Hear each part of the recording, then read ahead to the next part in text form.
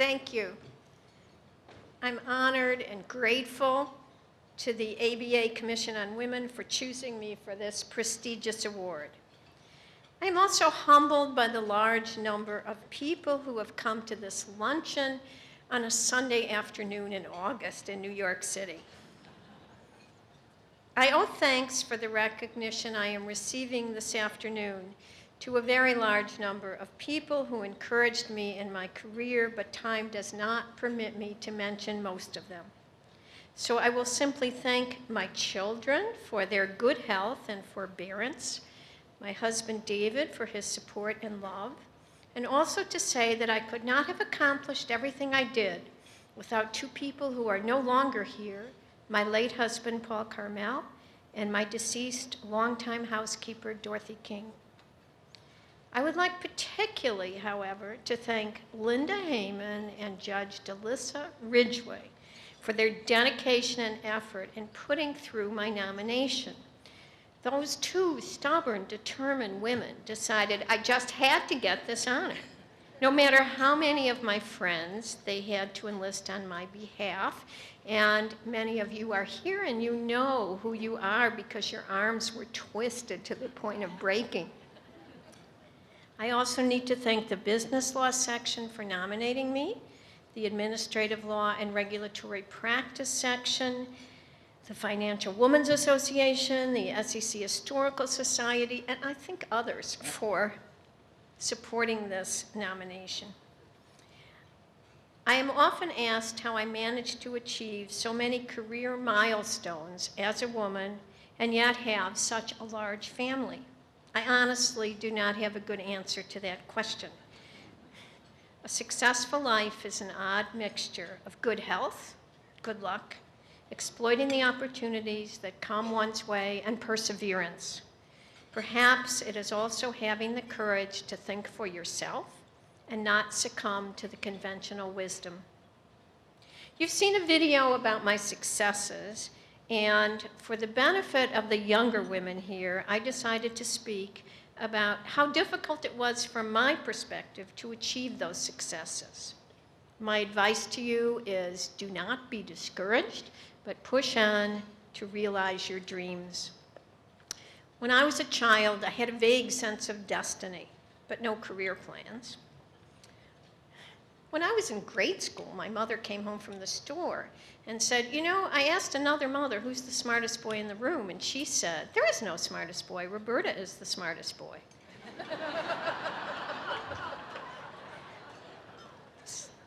This was a long time ago in the Midwest. I should have been traumatized and stopped working so hard in school, but I was perversely pleased and pushed on.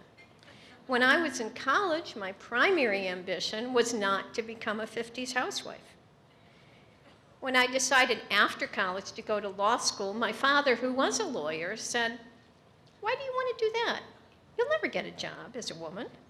But I was already married, and so my decision to attend law school seemed more for my husband than for my father to decide. In those days, you went from your father to your husband.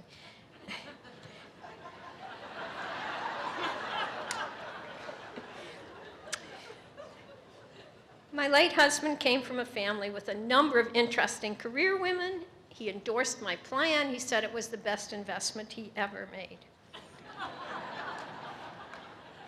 Despite my father's mourning, I was surprised when I arrived at NYU, and there were so few women, about 4%. I was quite shy. People don't believe this, but I was very shy and bookish and not completely connected to the so-called real world.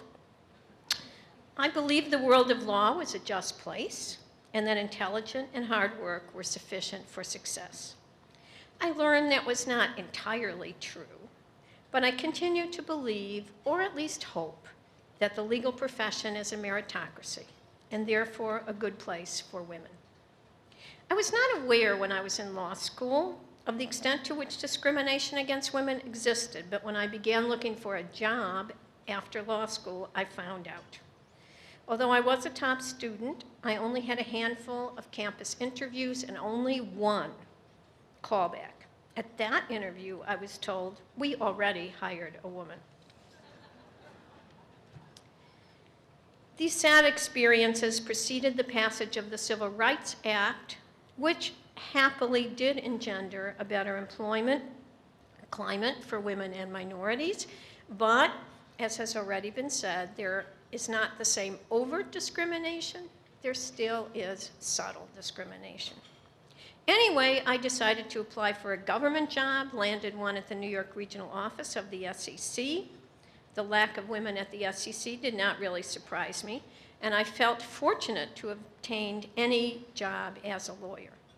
Then, when I began my family, I felt even more fortunate because, unlike my friends who were teachers, I did not get fired when I got pregnant. I had 3 children during the years I worked in the New York office, and later on, a 4th child in the private sector. When I went to work at the SEC, I was shy. I looked very young for my age. I wish that were still true. The idea of becoming a prosecutor frightened me. I was unsure I could handle the work, and many attorneys and witnesses who came into the office tried to throw me off guard by saying, "You look too young to be a lawyer." But I felt empowered by having the American flag behind me. Our office operated in a madcap manner. This was prior to Watergate. There were few constraints on government lawyers. We had a large number of inexperienced young lawyers. We were all playing cops and robbers. Many years later, I came to understand that financial regulation is a much more serious endeavor that needs to be balanced and wise. Almost everyone in the New York Regional Office was planning to be there only a short time and then go on and get a real job.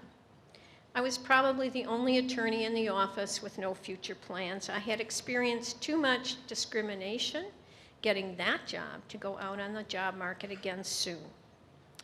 Perhaps because the attorneys in the office were all the same age and were not really in competition with each other, or perhaps because teamwork was required for our jobs, we formed a fairly tight-knit social group. To my delight and surprise, I fit in with everyone else and was considered one of the boys.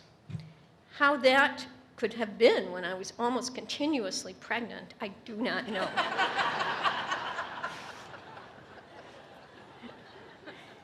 I think it meant that I did not ask for any special treatment because I was female. I just wanted to do a good job and be recognized for that.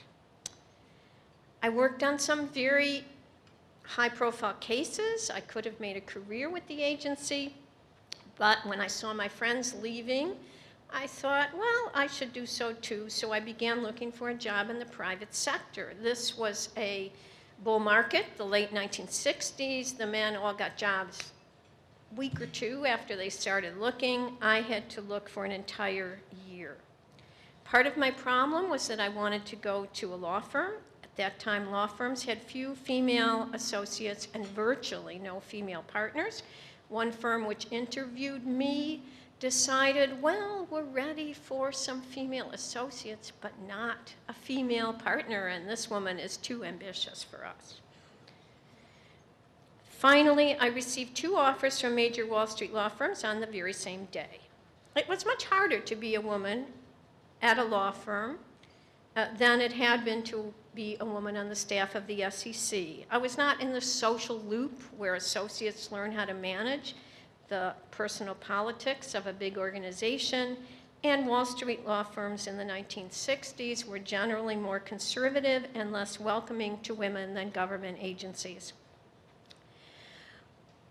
I became tired of waiting to become a partner at that firm, but luckily in 1972, I was presented with the option of becoming the first woman partner at a firm then called Rogers & Wells, and I grabbed the opportunity. To my amazement, after believing for most of my life that I was a complete misfit, in my late 30s, I became admired as a superwoman, a Wall Street law firm partner, and a mother of 4. But I was the same person I had been in high school, a brain, then a very derogatory term, who wore glasses. By the 1970s, the world had changed around me. And yet, our country is still much too anti-intellectual for our political or economic good. In 1977, as you saw, I became the first female commissioner of the SEC.